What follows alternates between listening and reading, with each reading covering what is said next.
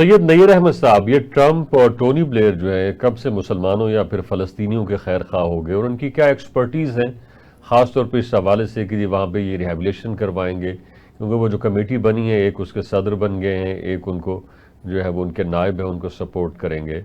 तो ये क्या मुस्लिम जो उम्मा है उसमें से कोई ऐसा लीडर नहीं था जो इस कमेटी को लीड कर सकता, या इवन उसके अंदर उसे कोई की रोल दिया जाता जो कि सारे रिहेबिलिटेशन के प्रोसेस को वॉच करता और जो फ़लस्तीनियों के इंटरेस्ट हैं उनको वो प्रोटेक्ट करता।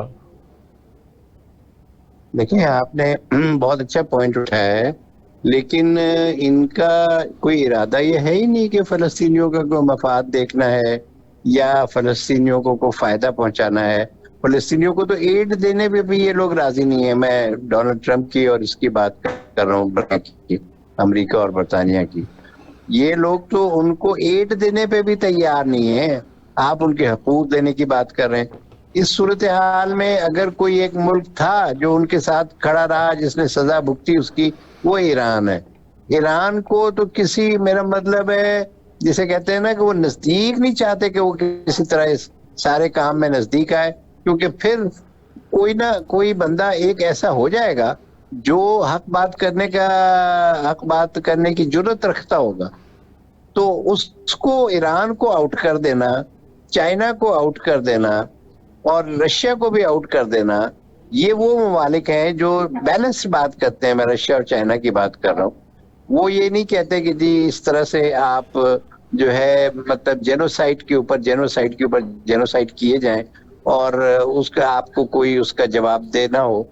तो इस सारी बात में इस वक्त धौंस धांधली और जोर आवरी चल रही है। इस वक्त आप ये ना पूछें कि जी इस टीम में अगर एक और इस तरह का बंदा आ जाता, कोई मुसलमान का नाम आया, मुसलमान का नाम आ भी जाता ना टोनी ब्लेयर की जगह पे, तो भी मैं आपको बताऊं कि ये सारा जो महफिल सजी है ना, ये इसराइल के लिए सजी है। और महफिल भी सिर्फ उस वक्त तक है, आप मेरे अल्फाज लिख लें, जितनी देर तक वो 25 जिंदा यरगमाली जो है इन्हें वापस नहीं मिल जाए। उसके बाद आप देखें क्या होता है। खेल ठीक असल वहां से शुरू होगा। ठीक है। उसके बाद कोई एग्रीमेंट जो किया होगा उसकी इसराइल ने परवाह नहीं करनी, वो अपनी मनमानी करेगा।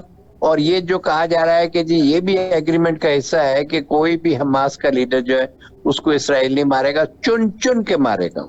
सही। चाहे वो, इवन मैं दोबारा कह रहा हूं कि अगर कतर में भी होंगे तो मारेगा। अमेरिका ने जो उस दिन स्टेटमेंट दी है ना कतर के लिए कि जी कतर पे हमला, हमारे ऊपर हमला है, तो वो साफ कह रहा था। इसराइल ने पहले भी कहा था कि हमने तो कतर पे हमला किया ही नहीं है, हम तो दहशतगर्दों को मार रहे हैं, आप कर लें जो करना है। ठीक। अच्छा खालिद साहब, अभी जो बात की है सैयद नईर अहमद साहब ने कि जी चाइना और रशिया ने बड़ा बैलेंस लिया हुआ, पॉइंट लिया हुआ, इसके ऊपर उनका स्टांस है। आपको लगता है उनकी प्रेजेंस है इसराइल के इशू के ऊपर और फ़लस्तीन के इशू के ऊपर, वो बात करते हैं, उनका मौक़िफ़ है, कोई स्टेटमेंट्स हैं, और जितनी उनकी शंघाई कोऑपरेशन ताउन की जो तंजीमें, उनके जो इजलास होते हैं, सेशंस होते हैं, और इसके अलावा बेशुमार, ज़रूरी नहीं कि कोई एससीओ का इजलास हो या किसी और फोरम के ऊपर वो बात करें, वो कभी भी वो स्टेटमेंट जारी कर सकते हैं। को आप हमारे साथ शेयर करेंगे ताकि हमें पता चले कि चीन और रूस की क्या राय है फ़लस्तीन के हवाले से? दोनों ने कहा है कि हम इसको एवेलुएट कर रहे हैं और ये कहा है कि इसमें फ़लस्तीनियों का हक किसी तरह भी वो तल्फ तो ना 1.5 हो। साल हो गया है, 64,000 बंदा मर गया है, क्या हाँ एवोल्यूशन हो बिल्कुल, रही है? हाँ। तो असल में वही बात आ जाती है कि जब तक कोई मुतबादिल निज़ाम अमेरिका के ख़िलाफ़ हो, दुनिया में नहीं बनता। कोई भी मुतबादिल निज़ाम जिसको 2-3-4 ममालिक बड़े आके लीड करे, ये एक मुल्क की बस की बात नहीं है। अमेरिका जो है, लोगों को गलतफहमी है कि मुल्क है। अमेरिका मुल्क नहीं है। अमेरिका एक निज़ाम का नाम है, एक सिस्टम है, और इसके ख़िलाफ़ एक मुल्क, चाइना या रूस की बस की बात नहीं है कि एक मुल्क आके एक निज़ाम बना देगा।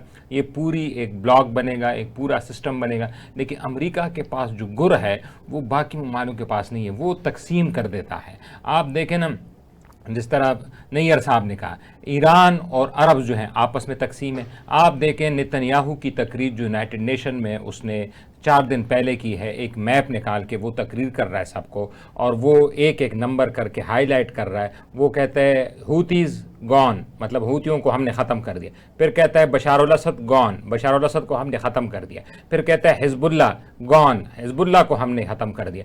फिर कहते हैं हमास गॉन, हमास को ख़त्म कर दिया। फिर कहते हैं ईरान के आर्मी चीफ, इंटेलिजेंस चीफ, सबको हमने ख़त्म कर दिया है।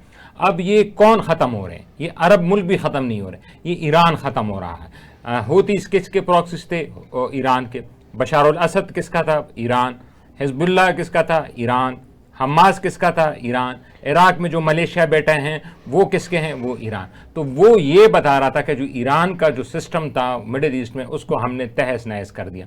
अब रह गए अरब। अरब आपके सामने है, वो तो 8 मुल्कों का इत्तेहाद बनने जा रहा है और गज़ा में जाके लॉ एंड ऑर्डर वहाँ पे इम्प्लीमेंट करेंगे। अब मैं हैरान हूँ कि वो लॉ एंड ऑर्डर किसका करेंगे? चोरी डकैती, किसी का ATM कार्ड शुरू हो गया उसके लिए लॉ एंड ऑर्डर होगा, या किसी की जेब कट गई उसके लिए ये फौजें जाएंगी, वो लॉ एंड ऑर्डर यही होगा, और तो मुझे कुछ समझ नहीं आ रही। सही।